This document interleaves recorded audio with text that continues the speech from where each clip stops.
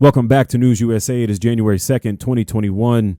It's the new year, 2021. Hopefully everybody out there had a pretty decent new year. Everything rang in okay. Thank you to all of my subscribers and all of my supporters. Really appreciate the support from you guys. And if you're new to the channel, go ahead and consider subscribing. We'd love to have you and appreciate you stopping by. Let's go ahead and get to the story. The person that you're looking at on your screen is a pro-Trump lawyer by the name of Lin Wood. This person has been making headlines here recently because he has called for Vice President Mike Pence to be executed by firing squad.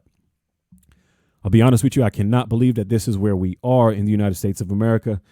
At this time, we have progressed quite a bit in this country, but it seems like the political spectrum is getting so toxic that it is beginning to crumble. At least that's the way it feels. I could be wrong, but that's just my opinion. Now, this person has called for the execution or, made a suggestion that he should be executed by firing squad. Let's get to the story as to why this happened. There was a lawsuit that was filed by Representative Louis Gohmert, a Republican out of Texas, against the vice president and was requesting that the vice president pretty much overturn the election results. He wanted the vice president to pretty much make the election results brought down by the Electoral College and by voters to be pretty much null and void. And Vice President Pence responded and said that he would not do that. He would uphold the Constitution. He would uphold the vote, and he would uphold the vote by the Electoral College. As of this point, I believe Joe Biden has 306 electoral votes and President Trump has 232. Biden has a popular vote lead of 81 to Trump's 74, if I'm not mistaken, last time I checked the numbers.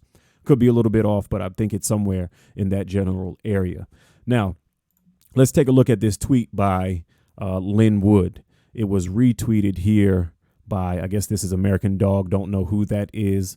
But let's take a look at what Lin Wood had to say. If Pence is arrested, Secretary Pompeo will save the election. Pence will be in jail awaiting trial for treason. He will face execution by firing squad. He is a coward and will sing like a bird and confess all. These are pretty strong words coming from this person. And the fact that he's a lawyer is even more confusing. You would think that he would know that he probably shouldn't be talking this way. A threat to anyone, more or less an elected official or the vice president of the United States of America, you would think, yeah, I probably shouldn't say this. And this is in a tweet. This didn't just fly out of his mouth. He had plenty of time to think about this before, before he went ahead and pushed the send button or tweet button, whatever you want to call it. He had a chance to delete this and say, no, I probably shouldn't do this. Now, it's being reported that the FBI and the Secret Service are looking into this situation. He may be up for some questioning here in the recent future, depending on what they decide. And to be honest, I think he should. I don't think you should be calling for the Vice President of the United States of America to be executed.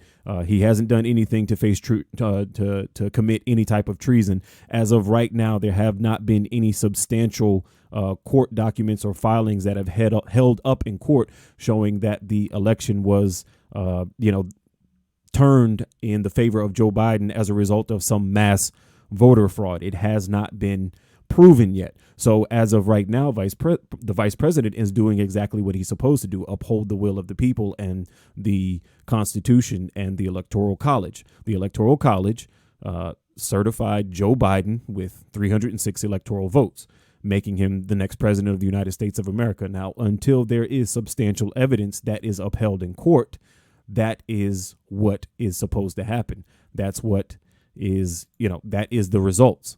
We should see President-elect Joe Biden inaugurated on January 20th.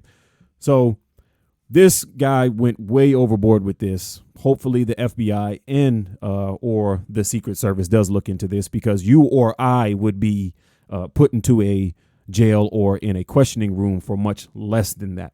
So I think that they should do some investigating of this gentleman and see exactly why he's speaking that way.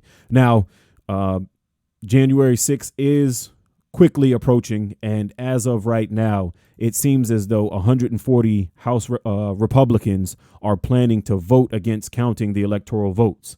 Now, the likes of Ted Cruz has also gotten involved in this. He's going to try to push against the election results coming up on January 6th. So there's a bunch of GOP lawmakers and members who are going to be pushing back against the election results. Now, will it go anywhere? We don't know. I don't believe that they will. When something like this happens and they reject the vote or they nay the vote, however you want to call it, then they have to go to the House and the Senate. They go back to their respective chambers, and they have up to 2 hours to debate the situation, and each person gets, I believe, 5 minutes to say their piece, and then there is another vote on whether excuse me, I'm losing my train of thought. Their votes against the election will be upheld or not. Not sure what will happen after that, but it's going to be interesting to see exactly what happens. This is unprecedented. I mean, we haven't really seen anything like this where there's this big of a push to try to go against the Electoral College. So this is a first one that I ever remember seeing. Not sure if you guys have ever seen anything like this in the past. I know there was a couple of Democrats who, I think it was 2005, there was a couple of Democrats who pretty much voted no against the Electoral College results. But they claimed that they were doing it just to make a point over suspected voter fraud. They didn't really want to try to overturn the actual election. They just wanted their time to say their piece on the floor so that they could get their points out. At least that's the way that they explained it. But this is interesting. This person here, Lynn Wood, he does definitely need to be investigated or have someone knocking on his door asking him why he is threatening the vice president of the United States. And we need to figure out what's going to happen on January 6th. Now, they're saying that there is some threats of violence, with in accordance with the election that's happening there. The Senate race, Georgia officials are saying that this could be violent. This is going to be a big deal to see what happens over the next few days. Hopefully everything goes over smooth. There's nothing too serious. And, the Constitution in the United States of America just does what it's supposed to do, sticks to its word, sticks to the Constitution, and we're not out here at each other's throats over matters that can be held or quelled or, put to bed legally without bloodshed and without violence. Hopefully that's the case and we don't get anywhere serious. But with these calls for violence, there's been a couple of Republicans, a few Republicans that have been calling for violence. It's getting to the point where the GOP is starting to look like they can't keep claiming that the radical left is the one that is always up for a little bit of violence or wants everything taken by violence, because this is beginning to spill over into I guess you can call it the radical right. If you're on the right and you're a Trump supporter or on the right period, doesn't matter who you support, and you're calling for the vice president to be executed by firing squad, I think that's pretty radical. But we'll have to wait and see exactly what happens. January 6th is going to be an interesting day, and so will the 5th with the Senate race. And it seems like there's still a strong fight going on, and it is going to be interesting to see exactly how this plays out. Thanks for stopping by. I appreciate everybody's support. Please leave any comments, like, share everything.